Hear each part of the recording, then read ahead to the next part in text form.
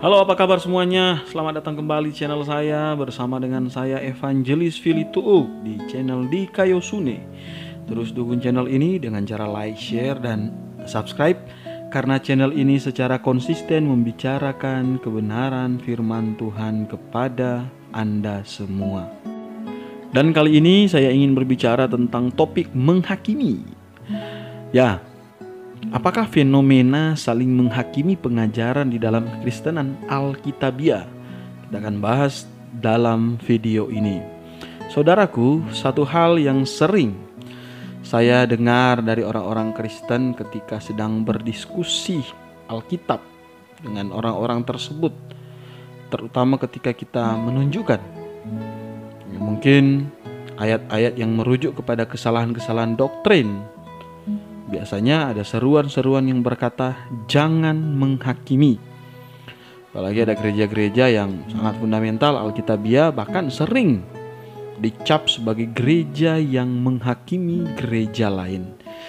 Dan akhirnya tuduhan ini menjadi sesuatu yang klise dan menjadi jalan lari bagi mereka yang sudah merasa doktrin mereka tersudutkan oleh ayat-ayat Alkitab, atau yang tidak berminat sama sekali untuk menyelidiki kebenaran dari kitab suci.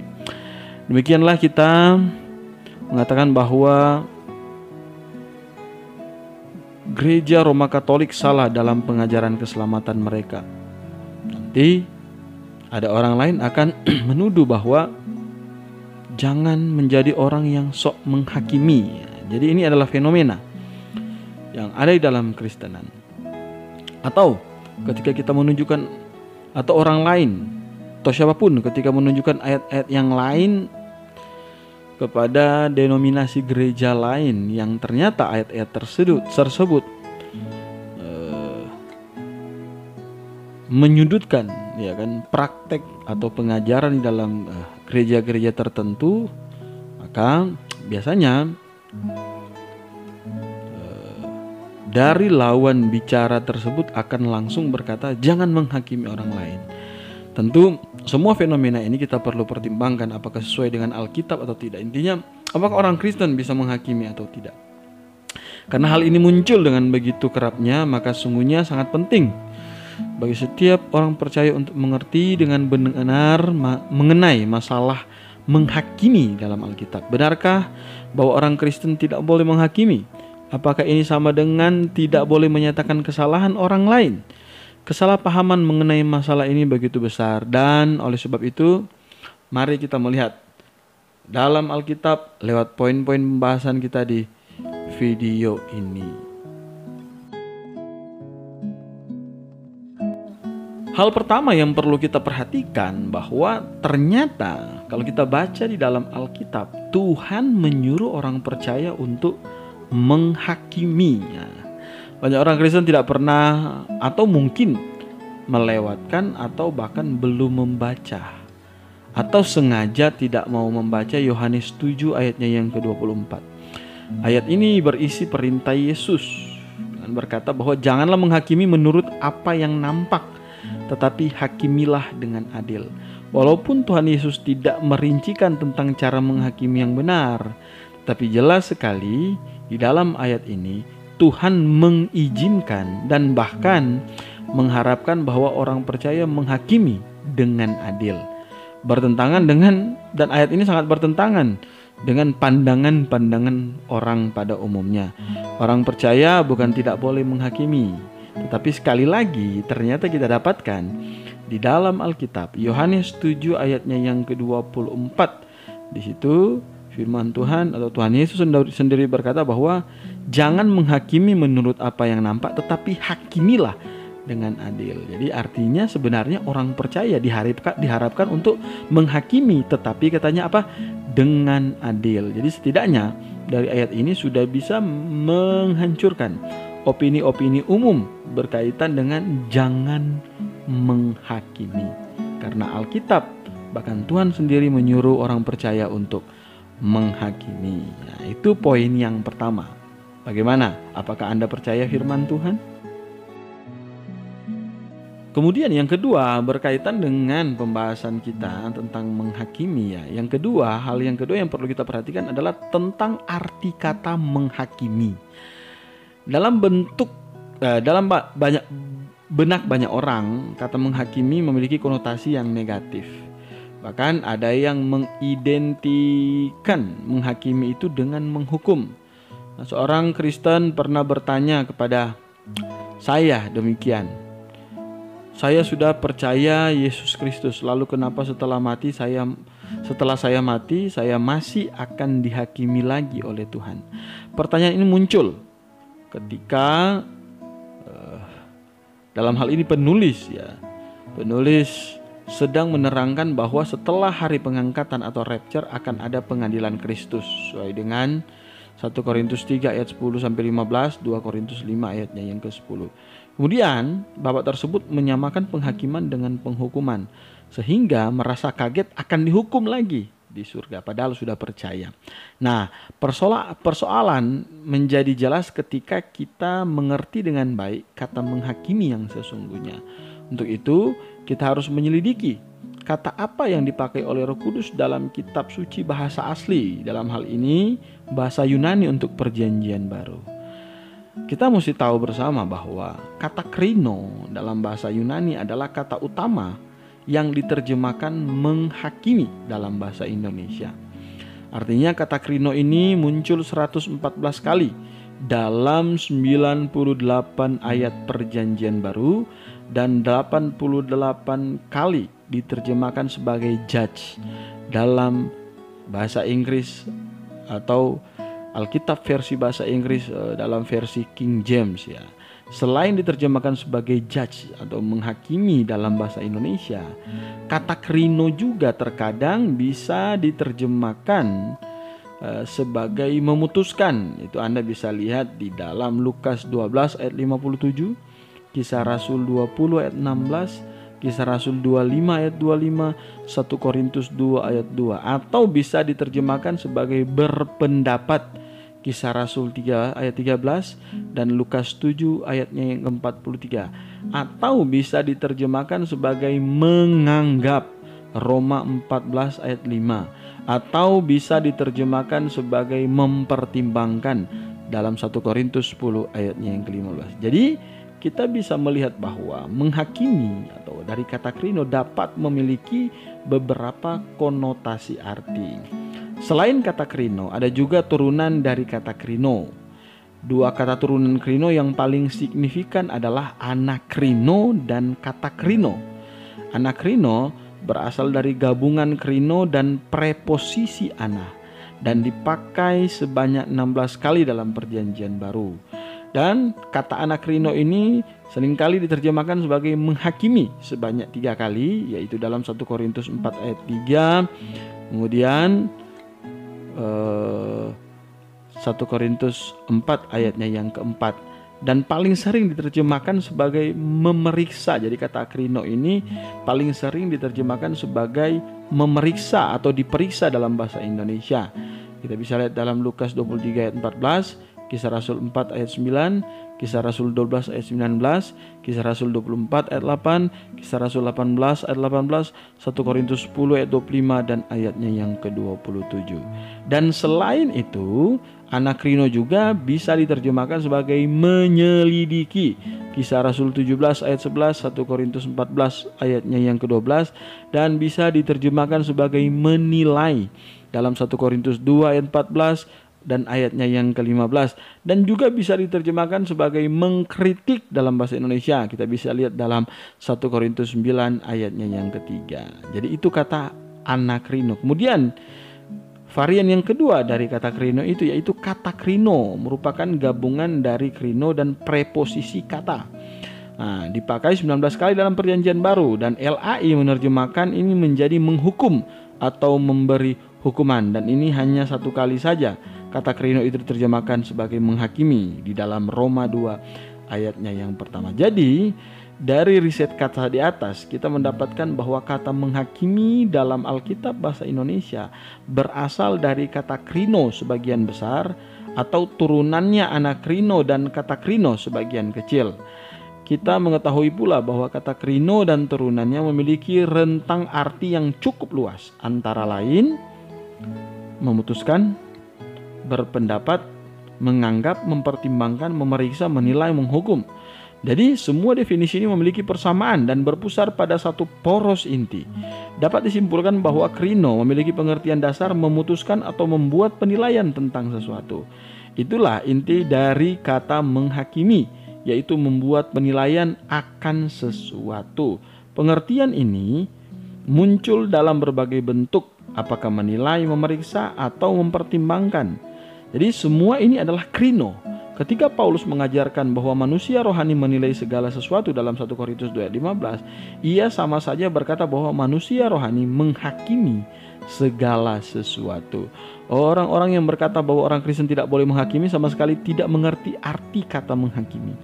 Kata ini kita bisa bertanya balik, apa maksud Anda tidak boleh menghakimi? Atau apakah orang Kristen tidak boleh punya penilaian tentang apapun juga? Atau apakah orang Kristen tidak boleh berpendapat? Apakah orang Kristen tidak boleh memeriksa? Maka mereka yang dengan buta berkata jangan menghakimi sama saja berkata orang Kristen tidak boleh menilai apa-apa, atau orang Kristen tidak boleh memiliki pendapat tentang apapun. Ketika seseorang berpendapat tentang suatu hal, maka ia sudah melakukan penghakiman. Adalah sesuatu yang sangat konyol jika ada yang secara universal melarang untuk menghakimi. Sekali lagi, kita lihat bahwa kata penghakiman sebenarnya berbeda dengan kata penghukuman. Walaupun demikian, dalam konteks tertentu penghakiman dapat disamakan dengan penghukuman. Misalnya, pernyataan bahwa Allah akan menghakimi dunia. Menghakimi di sini dapat disamakan dengan menghukum, karena Allah akan menilai dunia dan mendapatkannya jahat dan tentu akan menghukumnya. Jadi, apakah seseorang senang dihakimi atau tidak tergantung kepada status dirinya. Orang percaya akan menghadap takhta pengadilan Kristus suatu hari untuk dihakimi Tuhan mengenai pekerjaan, bukan masalah keselamatan, tapi untuk mendapatkan mahkota atau upah. Orang yang sudah bekerja sekuat tenaga bagi Tuhan sesuai dengan firman-Nya akan mendapat sukacita pada hari itu ketika Tuhan berkata, "Baik sekali perbuatanmu itu, hai hambaku yang baik dan setia." Sebaliknya, orang yang menyia-nyiakan hidupnya atau yang melayani bertentangan dengan firman Tuhan justru akan malu pada hari itu. Jadi penghakiman tidaklah selalu hal yang buruk. Itu tergantung pada orang atau hal yang dihakimi atau yang dinilai. Itu poin yang kedua. Kira-kira bagaimana menurut Anda?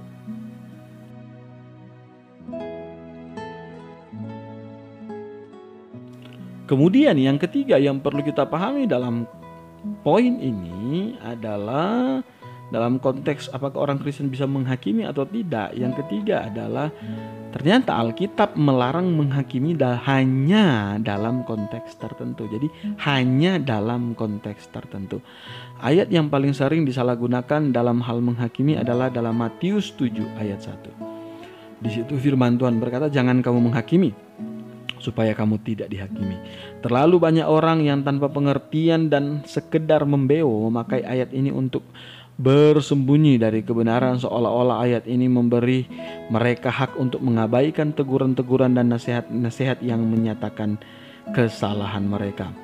Dalam menafsirkan Alkitab tentu kita harus melihat disiplin penafsiran yang benar. Karena kalau kita tidak memperhatikan itu akan masuk kepada banyak sekali kesalahpahaman. Salah satu prinsip yang paling penting adalah bahwa penafsir harus selalu memperhatikan konteks. Apakah Matius 7 ayat 1 melarang segala jenis penghakiman? Prinsip lain dalam penafsiran adalah bahwa Alkitab konsisten secara internal, tidak ada ayat-ayat yang bertentangan. Oleh karena itu, jika Tuhan memerintahkan atau mengharapkan dan mengizinkan orang percaya untuk menghakimi di bagian firman Tuhan yang lain, maka ayat ini tidak mungkin melarang semua jenis penghakiman. Bahwa dengan meneliti konteks Matius 7 ayat 1 sampai 5, maka jelaslah bahwa dalam perikop ini Tuhan melarang penghakiman yang munafik. Hal ini terlihat jelas dari nasihat Tuhan. Keluarkanlah dahulu balok dari matamu. Tuhan tidak ingin orang yang hanya ingin mengorek kesalahan orang lain sebagai suatu serangan, padahal dirinya melakukan kesalahan yang sama dan yang lebih besar lagi. Prinsip yang sama dapat kita terapkan pada perikop-perikop lain yang melarang orang percaya untuk menghakimi. Sekilas, Paulus sepertinya tidak mau orang Korintus menghakimi sebelum kedatangan Kristus yang kedua. 1 Korintus 4 ayatnya yang kelima, karena itu janganlah menghakimi sebelum waktunya, yaitu sebelum Tuhan datang. Ia akan menerangi juga apa yang tersembunyi dalam kegelapan, dan ia akan memperlihatkan apa yang direncanakan dalam hati. Maka tiap-tiap orang akan menerima pujian dari Allah. Tetapi jika kita cocokkan dengan pernyataan Paulus lainnya tentang menghakimi, dan kita lihat lebih teliti ayat-ayat firman Tuhan lebih cermat lagi, kita dapatkan bahwa di sini Paulus mengajarkan untuk tidak menghakimi hal-hal yang tersembunyi. Maksudnya, orang percaya janganlah sok menghakimi hal-hal yang tidak mungkin ia ketahui, melainkan hanya ia duga-duga saja, yaitu hati orang lain. Banyak orang yang sok menghakimi hati dan motivasi orang lain yang terdalam. Sikap seperti ini tidak benar. Kita bisa menilai kelakuan orang karena memang terlihat, tetapi mengenai yang berada dalam hati seseorang yang tidak ia nyatakan, jangan kita terburu-buru untuk memastikannya. Prinsip ini dipraktikkan sendiri oleh Rasul Paulus. Dalam 1 Korintus 4 ayat yang kelima, dia mengatakan janganlah menghakimi. Tetapi tidak lama kemudian, masih dalam surat yang sama kepada jemaat Korintus, Paulus berkomentar tentang seorang anggota jemaat di sana yang berbuat dosa zina. Sebab aku sekalipun secara badani tidak hadir, tetapi secara rohani hadir. Aku sama seperti aku hadir telah menjatuhkan hukuman atas dia yang telah melakukan hal yang semacam itu. 1 Korintus 5 ayatnya yang ketiga. Kata menjatuhkan hukuman dalam bahasa Yunani berasal dari kata krino, yang persis sama diterjemahkan menghakimi di 1 Korintus 4 ayatnya yang kelima. Jadi bagaimana ini? Apakah Paulus sedemikian tidak konsisten? Baru saja ia mengajar jangan menghakimi di 1 Korintus 4 ayat 5. Kenapa malah dia sendiri menghakimi, bahkan menjatuhkan hukuman di dalam 1 Korintus 5 ayatnya yang ketiga? Jawabannya sederhana. Dalam 1 Korintus 4 ayatnya yang kelima, Paulus mengajar orang percaya untuk tidak menghakimi hati orang lain atau sesuatu yang tidak diketahui dari luar. Tetapi dalam 1 Korintus 5 ayat 3, Paulus menghakimi perbuatan yang memang nyata. Ada anggota jemaat Korintus yang melakukan zina, dan ini adalah hal yang nyata yang dapat segera dibandingkan dengan pengajaran Alkitab. Rupanya untuk hal seperti ini Paulus tidak segan-segan menghakimi, bahkan memberi hukuman. Jadi prinsip ini harus diulang lagi. Untuk hal yang tidak dapat diketahui, misalnya isi hati seseorang, janganlah kita hakimi. Kalau kita melihat seseorang memberi persembahan, janganlah kita menghakimi hatinya. Pasti dia tidak tulus. Itu adalah penghakiman yang dilarang, karena kita tidak tahu hati orang tersebut. Tunggulah hingga Tuhan datang kembali. Ia akan menerangi juga apa yang tersembunyi dalam kegelapan, dan ia akan memperlihatkan apa yang direncanakan dalam hati. 1 Korintus 4 ayat 5. Tetapi kalau ada seseorang yang mencuri uang persembahan gereja, apakah kita boleh berkata itu salah? Jelas, bukan hanya boleh, bahkan harus ditegur dan bila dikenakan disiplin jemaat. Itu karena hal ini bukan barang tersembunyi, melainkan barang yang jelas dan dapat langsung dicek dan diperbandingkan dengan firman Tuhan. Prinsip yang sama berlaku untuk doktrin. Ketika ada pengajaran yang salah, yang tidak sesuai dengan firman Tuhan, bolehkah kita menyerukan itu salah atau itu sesat? Jelas bukan hanya boleh, malah harus ditegur. Beritakanlah firman Tuhan, siap sedialah baik atau tidak baik waktunya. Nyatakanlah apa yang salah, tegurlah, nasihatilah dalam segala kesabaran pengajaran. Firman Tuhan dalam 2 Timotius 4 ayatnya yang kedua. 1 Korintus 4 ayatnya yang kelima tidak dapat dipakai untuk melarang orang Kristen menyelidiki doktrin yang diajarkan seorang dan menyatakan benar atau salah. Sayangnya ketika ditegur mengenai doktrin yang salah, banyak orang lari ke dalam Roma 14 ayat 4-14. Mereka bersembunyi di balik kalimat, karena itu janganlah kita saling menghakimi lagi. Ayatnya yang ke-13, mereka tidak mau menyelidiki lebih lanjut menghakimi seperti apa yang dilarang oleh Paulus. Mereka tidak mau peduli bahwa Tuhan tidak memungkin melarang orang yang percaya untuk saling bersaksi tentang kebenaran, saling menegur kesalahan sesamanya. Jadi pada kenyataannya dalam Roma 14, Paulus tidak ingin orang percaya saling menghakimi dalam hal-hal yang tidak diatur oleh Alkitab. Paulus memberi contoh dua hal, yaitu dalam hal makanan dan hari-hari raya. Alkitab mengatur bahwa orang percaya harus makan suatu jenis makanan atau tidak boleh makan makanan lain. Alkitab mengatakan bahwa semua makanan halal, tetapi tidak mengharuskan orang untuk makan semua makanan. Oleh karena itu, orang percaya jangan saling menghakimi jika ada sesamanya yang memilih makanan sesuatu atau jika ia memilih untuk tidak makan sesuatu. Mengenai hari-hari raya, Alkitab juga tidak melarang atau menganjurkan orang percaya untuk ikut berbagai hari raya. Kita melihat aplikasinya dalam kebebasan orang percaya untuk ikut atau tidak ikut merayakan hari ibu, hari bapa, hari Natal dan seterusnya. Tentu untuk hari-hari yang mengandung makna menentang Tuhan, misalnya hari homoseksual, orang Kristen tentu tidak boleh mendukung itu karena melanggar prinsip-prinsip Alkitab. Jadi yang terakhir, kita lihat dalam Yohanes 7 ayat 24 bahwa orang Kristen tidak boleh menghakimi hanya dari sudut lahiriah, melainkan secara adil. Ini berarti penghakiman kita haruslah didasarkan pada firman Tuhan yang maha adil. Kemudian yang keempat adalah orang Kristen perlu melakukan penghukuman. Jika kita mengerti bahwa arti dasar kata menghakimi adalah memutuskan atau membuat penilaian tentang suatu hal, maka jelaslah bukan saja orang percaya boleh menghakimi, bahkan orang percaya harus menghakimi. Dalam hal-hal apa saja orang percaya harus menghakimi? Pertama, orang percaya harus menghakimi dalam hal pengajaran. Tuhan menyuruh kita untuk berhati-hati terhadap nabi-nabi palsu dalam Matius 7 ayat yang ke-15. Bagaimanakah kita dapat waspada terhadap mereka jika kita tidak menilai mereka? Paulus berkata, tetapi aku menasihatkan kamu saudara-saudara supaya kamu waspada terhadap mereka yang bertentangan dengan pengajaran yang telah kamu terima, menimbulkan perpecahan dan godaan, sebab itu hindarilah mereka. Roma 16 ayat 17. Bagaimana kita dapat waspada dan menghindari orang-orang ini jika kita tidak menghakimi mereka? Alkitab mengharuskan setiap orang atau hamba Tuhan yang setia untuk menyatakan kesalahan dan menegur sesuai dengan 2 Timotius 4 ayat yang kedua. Ini tidak dapat dilakukan tanpa menghakimi. Sangat penting sekali untuk memperhatikan